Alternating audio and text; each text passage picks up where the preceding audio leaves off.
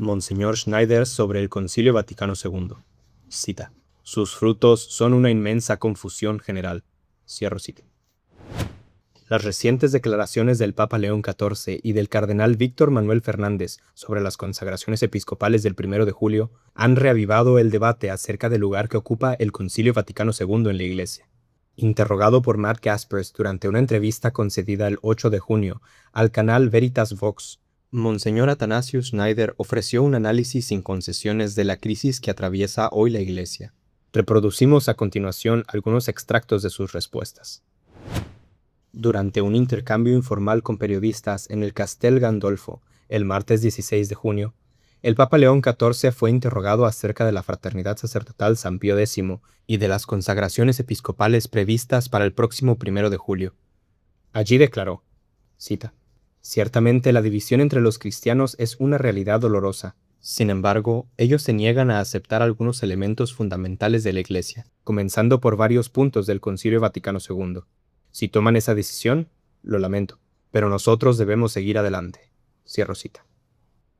8 días antes de estas declaraciones, Monseñor Athanasius Schneider se había pronunciado precisamente sobre esta cuestión. ¿Por qué la aceptación de las enseñanzas del Concilio Vaticano II se han convertido en el criterio decisivo de la comunión eclesial? ¿Puede exigirse la adhesión a textos que sus propios autores nunca presentaron como definiciones dogmáticas? Las respuestas del obispo auxiliar de Astaná resuenan hoy con particular actualidad. ¿Por qué el Vaticano II se ha convertido en un criterio de catolicidad? Al evocar el llamamiento hecho por el Papa León XIV pocos días después de su elección a continuar el camino emprendido por la Iglesia desde el Concilio Vaticano II, Matt Gaspers invitó a Monseñor Athanasius Schneider a explicar por qué las autoridades eclesiásticas siguen una orientación que se ha revelado tan desastrosa para la Iglesia, y por qué la aceptación incondicional del Vaticano II se presenta como una especie de criterio decisivo para determinar si alguien es verdaderamente católico o no. Monseñor Schneider respondió, «Pienso que puede haber diversos factores que expliquen por qué se exige aceptar las afirmaciones de un concilio pastoral o incluso enseñanzas no definitivas como una condición absoluta para ser católico, es decir, para estar en comunión con la Santa Sede. Y creo que pueden existir distintas posturas entre quienes formulan esta exigencia. Diría, en primer lugar, que el Papa y también los papas anteriores, comenzando por Pablo VI, exigieron exactamente lo mismo a Monseñor Lefebvre y a la Fraternidad San Pío X, aceptar el concilio con todas sus enseñanzas. Quizá intentaban simplemente proponer una especie de hermenéutica, una interpretación destinada a demostrar que en realidad no se modificaba la doctrina, sino que todo seguía siendo compatible con la tradición. Pero eso equivale a violentar la razón, o, como suelo decir, a realizar un ejercicio de acrobacia intelectual. Y pienso que los papas, desde Pablo VI hasta el actual pontífice, actuaban y siguen actuando, espero y creo, con buena intención. Como se dice en latín, bona fide, de buena fe. Estaban sinceramente convencidos de que estas nuevas enseñanzas constituían una llamada del Espíritu Santo, que eran un mensaje, una iluminación del Espíritu Santo dirigida a la Iglesia de nuestro tiempo para seguir este camino. El del ecumenismo, el del diálogo interreligioso, la libertad religiosa y la nueva misa, como una especie de nuevo Pentecostés, tal como lo había proclamado Juan XXIII. Y especialmente el Papa Juan Pablo II insistió mucho en ello. Decía que el Concilio Vaticano II había sido la mayor gracia concedida por Dios a la Iglesia en el siglo XX, y que era una obra del Espíritu Santo. Juan Pablo II estaba convencido de ello y lo repitió en numerosas ocasiones. Más tarde, especialmente el Papa Francisco, con todas sus pretendidas reformas, que también eran muy discutibles desde el punto de vista doctrinal, estaba convencido de que representaban el desarrollo último, natural y coherente de las enseñanzas de Vaticano II. El Papa Francisco lo afirmó repetidamente. Y, en este sentido, es evidente que el Papa León continúa esta misma línea y la entiende de la misma manera. Pienso, por tanto, que existe en estos papas una convicción interior, que Dios les pide a ellos y a toda la Iglesia seguir este nuevo camino que consideran expresión de la voluntad de Dios y de la voz del Espíritu Santo. Pero vemos claramente que se trata de un desastre. Si los frutos no son más que confusión y ambigüedad, ¿cómo podría ser esa la voz del Espíritu Santo? ¿Cómo podría la ambigüedad ser la voz del Espíritu Santo? Incluso simplemente la ambigüedad. Nadie entrega su vida por algo ambiguo. Se entrega la vida por algo perfectamente claro, verdadero, que no deja lugar a dudas. Por eso sí doy mi vida, por la fe católica, que es perfectamente clara. Y así lo hicieron todas las generaciones anteriores durante 2000 años. Pienso, por tanto, que si interpretamos a estos papas de manera positiva y benevolente, podemos decir que son sinceros, pero que están espiritualmente engañados. Actúan con buena intención, desean cumplir aquello que creen que es la voluntad de Dios. Pero al mismo tiempo, y con esto quisiera concluir este punto, pienso que un número considerable de otros miembros importantes del clero, cardenales, obispos, etc., ya no poseen realmente la fe católica. Han fundado verdaderamente otra iglesia. Una iglesia medio protestante y medio adaptada al espíritu del mundo. O bien, han perdido la fe. Ya no poseen la fe católica, aunque sigan llevando los títulos de cardenales, obispos, etc., y han sido numerosos durante los últimos 60 años. Han ejercido una gran influencia en la iglesia como nuncios, cardenales influyentes, responsables de dicasterios, obispos, etc. Ellos también han promovido esta orientación, pero con una convicción interior diferente, la de querer transformar realmente la fe católica, adaptarla completamente al mundo y establecer una nueva religión relativista, una especie de sincretismo. Así pues, estas dos actitudes están presentes. Es difícil precisar concretamente quién pertenece a una u a otra categoría. Solo Dios lo sabe. Pero lo que sí podemos constatar son los resultados, y los frutos son una inmensa confusión general, un oscurecimiento, unas tinieblas en la Iglesia en materia de doctrina, moral y liturgia. ¿Pueden corregirse los textos de Vaticano II? La entrevista abordó también el encuentro celebrado el pasado mes de febrero entre el padre Davide Pallerani, superior general de la Fraternidad Sacerdotal San Pío X, y el cardenal Fernández, prefecto del Dicasterio para la Doctrina de la Fe.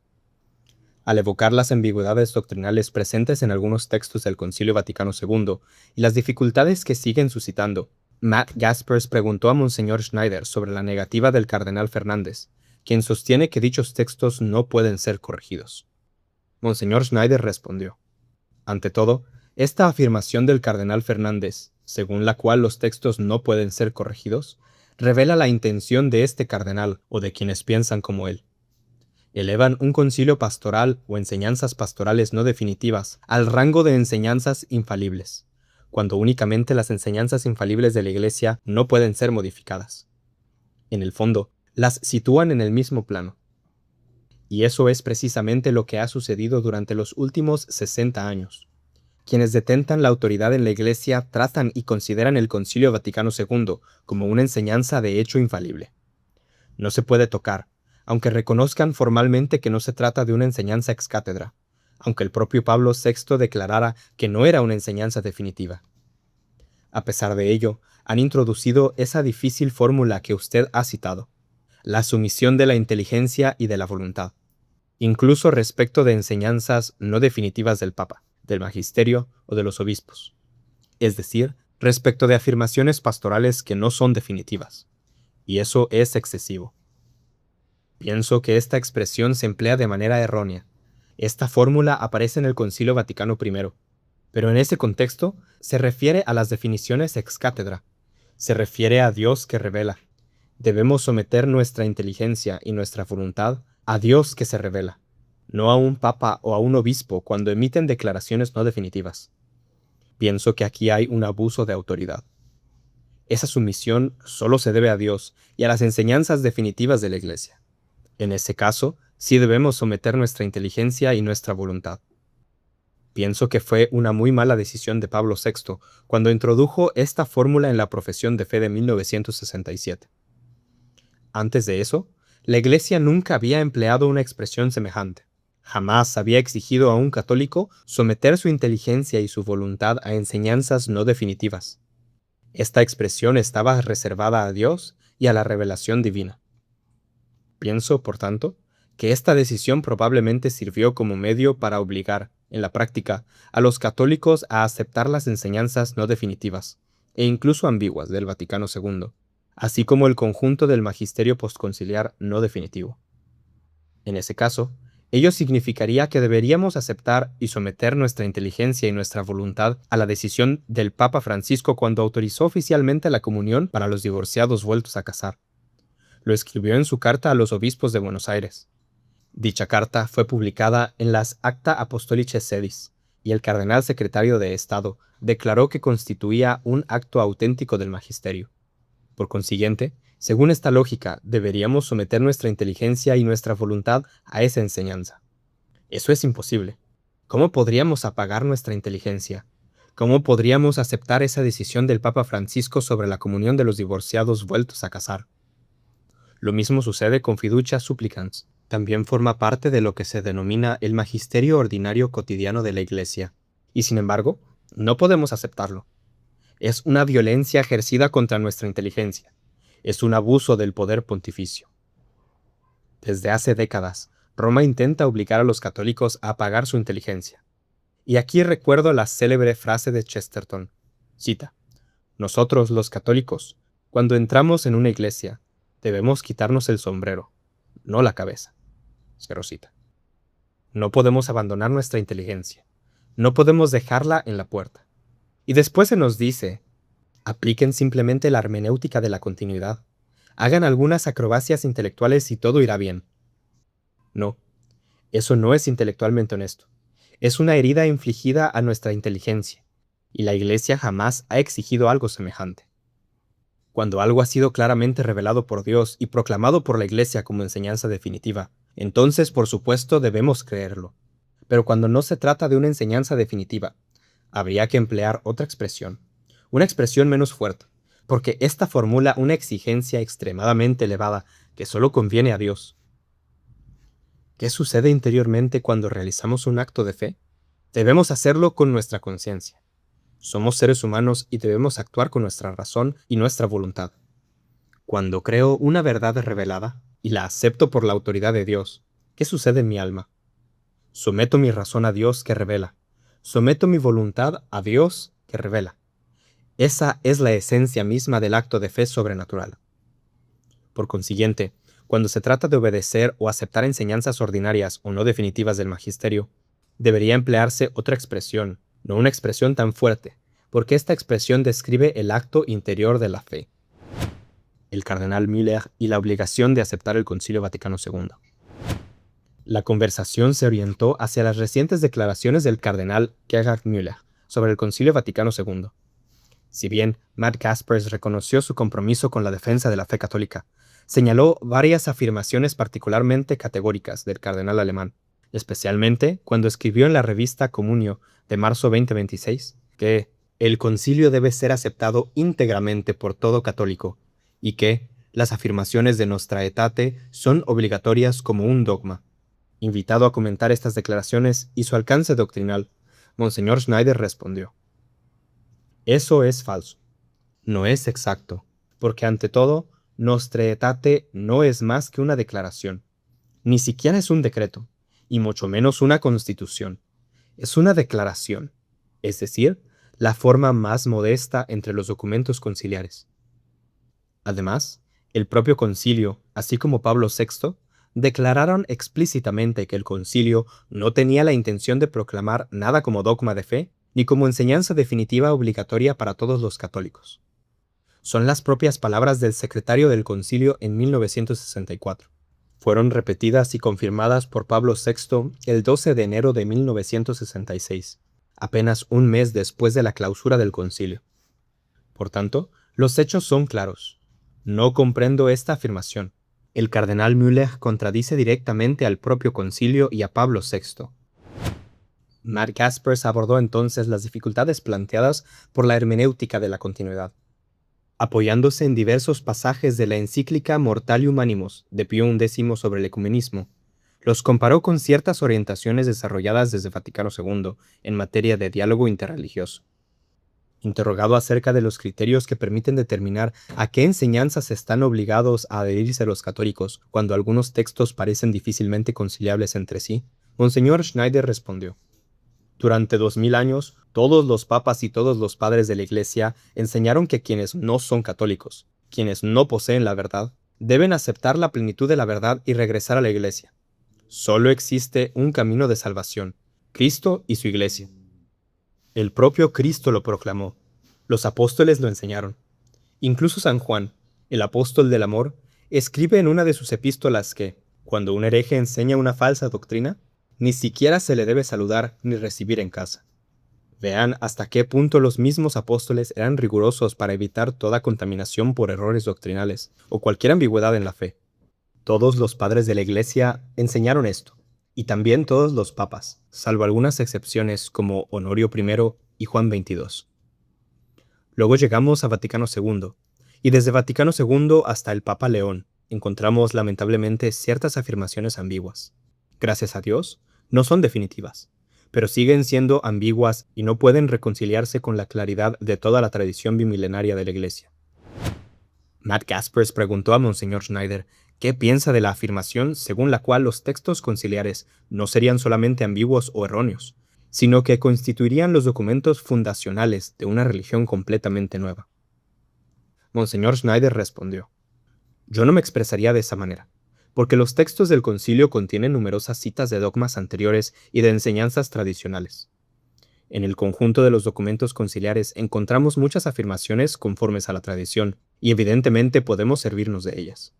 El concilio incluso aportó, en algunos ámbitos, un progreso doctrinal positivo.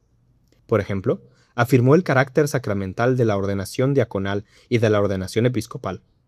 Debo precisar, sin embargo, que el concilio no lo hizo en forma de dogma ni de enseñanza definitiva. Lo enseñó, pero sin una definición dogmática. Por otra parte, también existen en Vaticano II ciertas tendencias al naturalismo, una tendencia hacia una religión centrada en el hombre, un antropocentrismo, una tendencia que concede prioridad a las realidades temporales y materiales, en detrimento de la primacía de la vida sobrenatural, de la gracia y de la eternidad.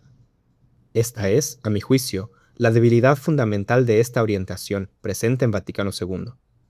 Desde luego, en el concilio también hay textos que hablan de la vida eterna. Están ahí y son numerosos. Pero todo ello se encuentra mezclado, y particularmente en el documento Gaudium et Spes. Gaudium et Spes constituye un verdadero manifiesto del naturalismo y del antropocentrismo. ¿Está la fraternidad San Pío X fuera de la comunión de la Iglesia? Al concluir la entrevista, Matt Gaspers preguntó a Monseñor Schneider sobre las consecuencias concretas de las advertencias formuladas por el cardenal Fernández acerca de las consagraciones episcopales previstas para el 1 de julio. En un comunicado publicado el pasado 13 de mayo, el prefecto del Dicasterio para la Doctrina de la Fe afirmaba, en efecto, que dichas consagraciones constituirían un acto cismático, retomando los términos del documento Ecclesia Dei de Juan Pablo II. Añadía, además, que la adhesión formal a este cisma constituye una grave ofensa a Dios y comporta la excomunión prevista por el derecho de la Iglesia. Monseñor Schneider respondió: «Pienso que los fieles y la propia fraternidad profesan sencillamente la fe de siempre. Profesan la fe católica, aceptan al Papa y rezan por él. Eso constituye verdaderamente el mínimo requerido para estar en comunión con la Iglesia. Si eso no constituye el mínimo, entonces, ¿cuál sería ese mínimo? Mientras tanto, el Camino Sinodal alemán y otros obispos en diversas partes del mundo proclaman abiertamente herejías. Incluso permiten auténticas blasfemias durante las liturgias, y todo ello permanece impune. No son sancionados, ni siquiera reprendidos. Por eso considero esta advertencia como algo injusto. Es una injusticia. Debemos seguir rezando por el Papa León para que Dios lo ilumine y le haga reconocer ese mínimo, porque ese mínimo la fraternidad ya lo ha cumplido mediante la declaración de fe del padre Pagliarani. Cuando leemos esa declaración de fe, debemos aceptarla si somos católicos. Pienso incluso que todas las comunidades tradicionales llamadas Ecclesia Dei, todas las que conocemos y que celebran la misa tradicional en latín, aceptarían naturalmente esa declaración, porque es católica. No puedo imaginar que no la acepten. Por consiguiente, excomulgar a personas que profesan esta fe y que afirman repetidamente que reconocen al Papa, que desean servir a la Iglesia romana, pero que se encuentran ante un verdadero dilema de conciencia, sería una injusticia, porque, si no procedieran a estas consagraciones, su obra terminaría desapareciendo, y eso sería un perjuicio para toda la Iglesia. La fraternidad San Pío X, al igual que Monseñor Lefebvre, se entiende únicamente como una obra al servicio de la Iglesia. No existe para sí misma, sino para las almas, simplemente para transmitir a las generaciones futuras el tesoro de la integridad de la fe católica, profesada públicamente y sin ninguna ambigüedad, para transmitir la integridad de la liturgia, para transmitir una auténtica formación sacerdotal. Así entiende su misión, como un servicio prestado a la Iglesia, e incluso como un servicio prestado a la Santa Sede y a los papas. Pero lamentablemente, las actuales autoridades romanas no ven las cosas de este modo. No lo reconocen porque probablemente desean otro modelo de iglesia, una iglesia menos tradicional. Por ello, la Fraternidad San Pío X, con su claridad sin concesiones en la doctrina, en la liturgia y en la formación sacerdotal, probablemente no es bienvenida a los ojos de algunos responsables romanos.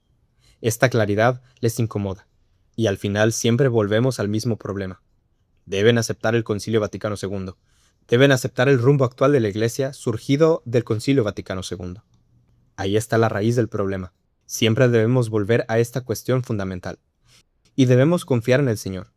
El Señor sostiene a su Iglesia en sus manos. Intervendrá nuevamente, ciertamente, y nos dará otra vez papas plenamente católicos y plenamente tradicionales. Eso llegará sin duda. ¿Por qué? Porque la Santa Sede es una institución fundada por el propio Señor, y las puertas del infierno no prevalecerán contra ella. Hoy no hacemos más que atravesar un periodo temporal de oscurecimiento, una especie de exilio temporal, como ocurrió con el exilio de Aviñón durante 70 años. Quizá estemos viviendo hoy algo semejante. 60 años de exilio de la claridad doctrinal. 60 años de exilio de la claridad litúrgica. Y también eso tendría un fin, ciertamente. No nos corresponde conocer el momento. Eso pertenece al Señor. Él ya conoce ese momento y actuará. Otras noticias de actualidad. Magnifica Humanitas se aparta de Rerum Novarum. El episcopado en una encrucijada, a propósito del estudio de la Fraternidad San Pedro. Manipulación genética de embriones humanos, un nuevo umbral traspasado. Ni cismáticos ni excomulgados. Estas y otras noticias de actualidad encuéntralas en nuestra página oficial. Mantente informado, fsspx.news.